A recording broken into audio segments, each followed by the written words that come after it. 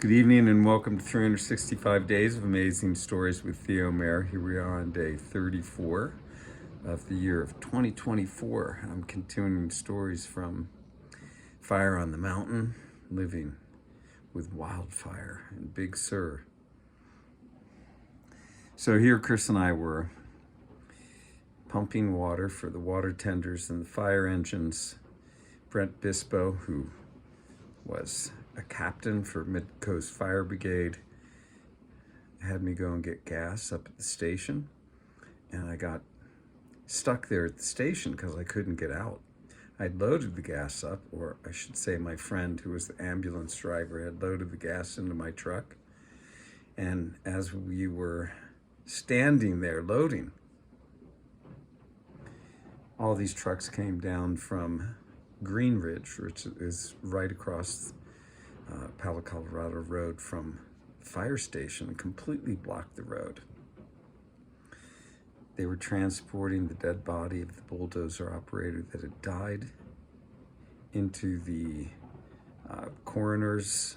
Well, the coroner had to be there to approve of that, make sure this guy was dead, and then he was loaded into whatever vehicle was going to take him to the morgue, I guess it was.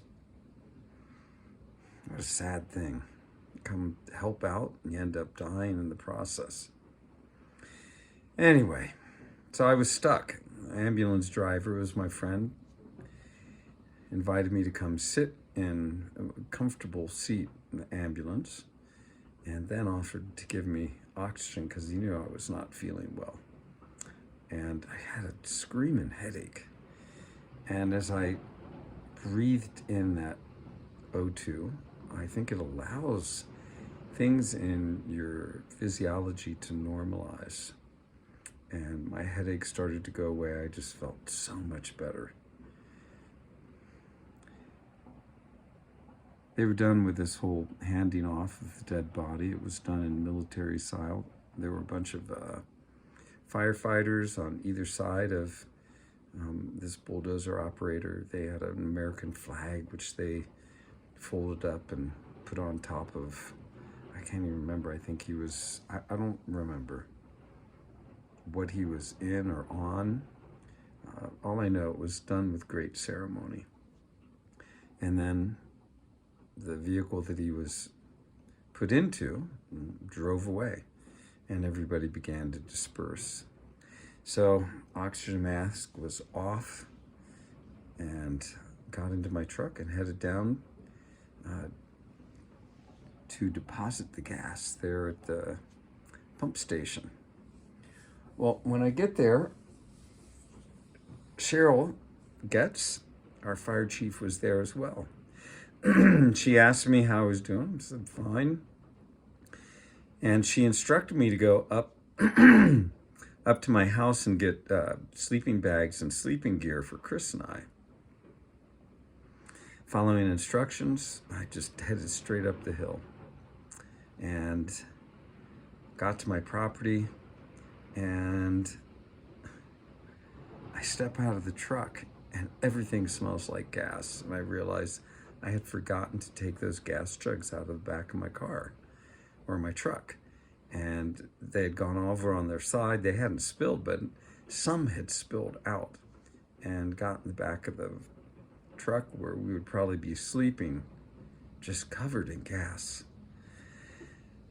So I got out, I pulled the gas cans out, put them on the ground, threw some fresh dirt on top of the gas so that some of the liquid could go into that dirt. Grabbed a hose, soap, some brush, and I scrubbed the heck out of the inside of that truck, which probably is a good idea anyway, because it was completely filthy from driving up and down the dirt roads.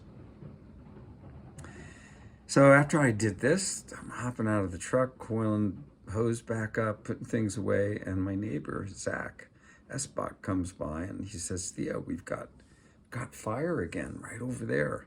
And he points in almost the same area where a fire had started before my upper orchard.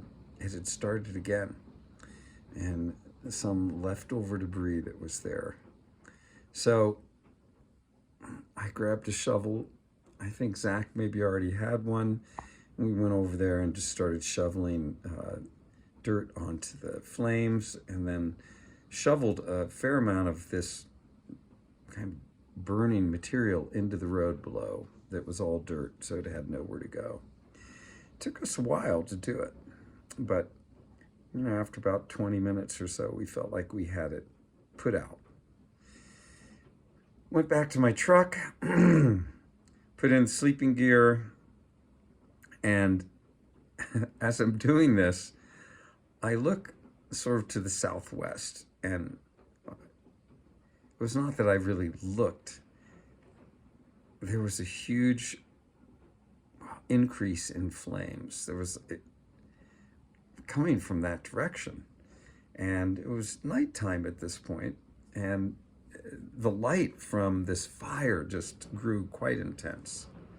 And I looked over, and there were flames that were really shooting very high up into the air. And at the top of these flames, and within it, there was just embers that were flying all over through the air. The smoke was quite thick. It was kind of like if you could imagine a genie coming out of a bottle that was not a happy genie. That's what it looked like. I thought, this is not good. I need to be here, because you can't tell if one of those embers is going to land in an area where there's some fuel and start the fire up again in our little safety zone, our island of green.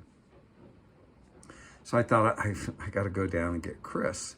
And I hopped in the truck to do that, thinking, I hope I can tell somebody what my intentions are on the fire brigade, so they can have somebody at the pumping station. Now, Jake and Cheryl lived in the house that was the first house up our road, Long Ridge. And as I'm getting down to their property, there's Jake out in the road. So I stopped and told him I had fire on my property again and wanted, I was going to go back up. He said, great, can you handle it? I said, yeah, I think we can. He said, well, if you can't, just come down and we'll send up help. I said, no, I think we're good. Get down to the hill. I'd been gone a lot longer than I had planned when I left. And when I got down to where Chris was, he was freezing. All he had was a t-shirt. His sweatshirt was in my truck, and even though there was a huge fire going on, down in the canyon it was cold. At nighttime, especially, it got cold, and especially when you're right there by the creek. So he was very relieved to see me and hopped into the truck, ready to go back up the hill. I'm going to leave the story right there, and we'll find out what happened next tomorrow. Okay, thanks for joining. Have a good rest of your day or evening.